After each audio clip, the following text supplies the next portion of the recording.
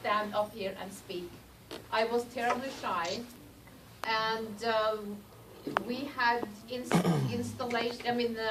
initiation of new members on the third Friday. And we had to march all around the floor to the different stations, to the president, to the social director, all the way around. Shy me was 7 months pregnant with that one. With that one? Which one's that one? So it was very embarrassing for me, but that's what we did. And we had Norwegian classes, and Harold took classes. Finn was a baby sitting in one of these little chairs, and he got his picture in the Life magazine. He was the mascot. Mascot? He was the mascot. Surprise!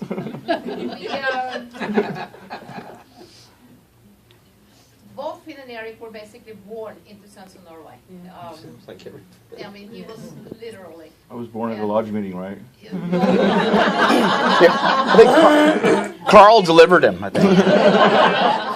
And when we became new members, it was Nancy's uncle, Storin Røynestad, who was the president, and he installed us, or initiated us. I get all this mixed up. We had a lot more members, obviously, and Bobby were part of it from the very beginning, and there were so many that you think back and you miss them, because they were so much part of your life.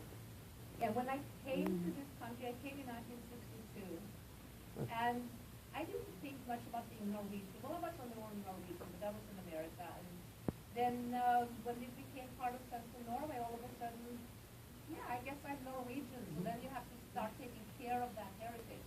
And he was probably more Norwegian than I was in many ways. We participated in skiathons. I think I'm the only one who did that here. For 3 years, we hosted Norwegian skiers. There was a whole group, so there was a lot of us in the Bay Area who hosted them. San Jose had a group, I know. Yeah. Took them, we went to Squaw Valley and we skied with them. We tried to get them on television, which was fine in Sacramento, but in this area they didn't care. So that was a lot of fun. We've been to visit some of them in Norway.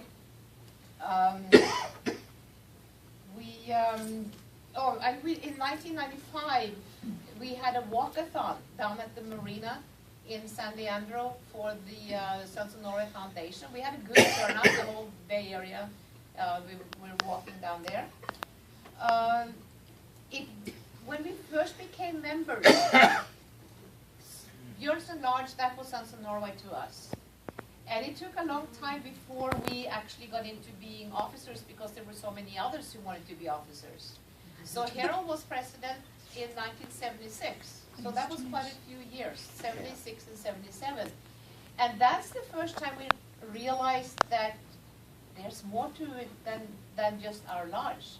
So we started going to other lodges, and then you make friends from all the lodges, especially in the area.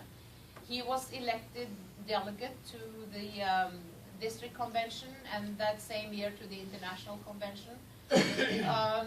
I've been to a total of 17 district conventions and 10 international conventions. But now I hardly know anybody anymore. For a while there you build up this group of friendship. And now you go back and you know maybe 2 or 3 or 4 people. And it so happens that one I befriended is now the international president, Marit Christiansen. But she and I knew each other a long time ago, and I approached her because she has the same name as my cousin in Norway. So you have to go and tell her that. We had, besides Carl Danielson's shows, he also had a talent show. And that was the first time I tried to sing on the stage there.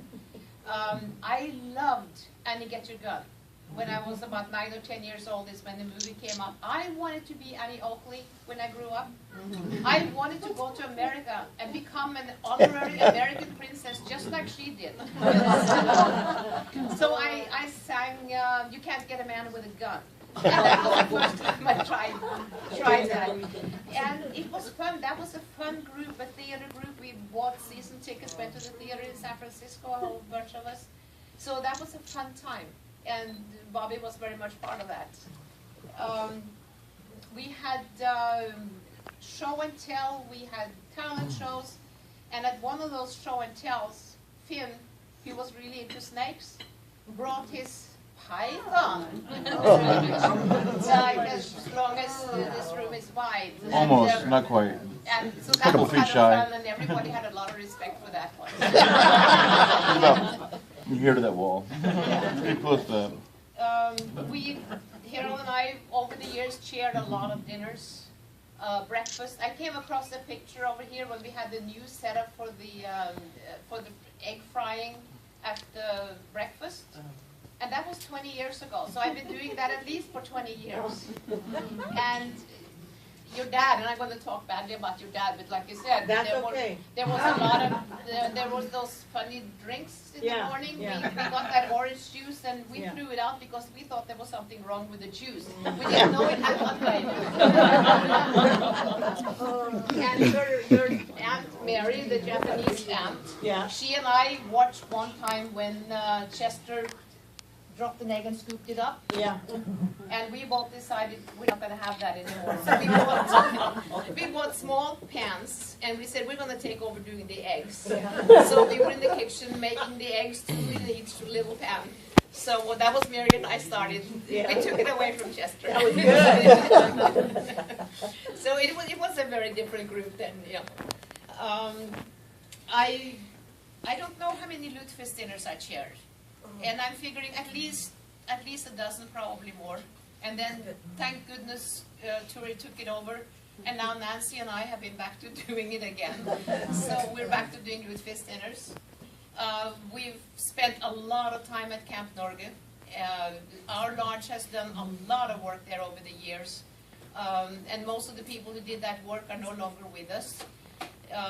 Carl and his company provided paint for years. We built steps and railings and you name it. So Camp Norge was the secondary place where we went.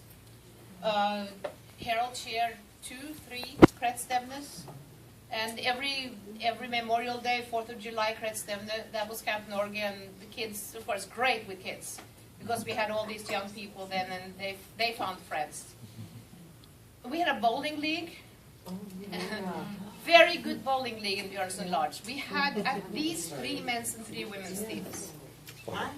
They got Harold involved in bowling, which wasn't quite his thing, but he bowled, and I was watching, and then they needed another woman, and they asked, did I want to do it? And I said, well, I don't know how to, and they said, it doesn't matter.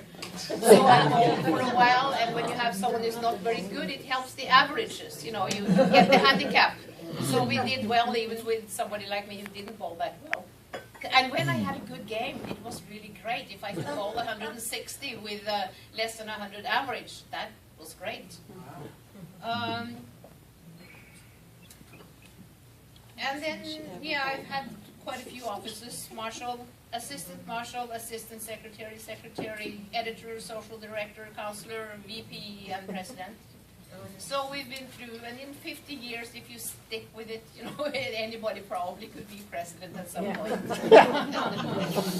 Now we're begging people. Way back when, there was competition. There was actually competition. We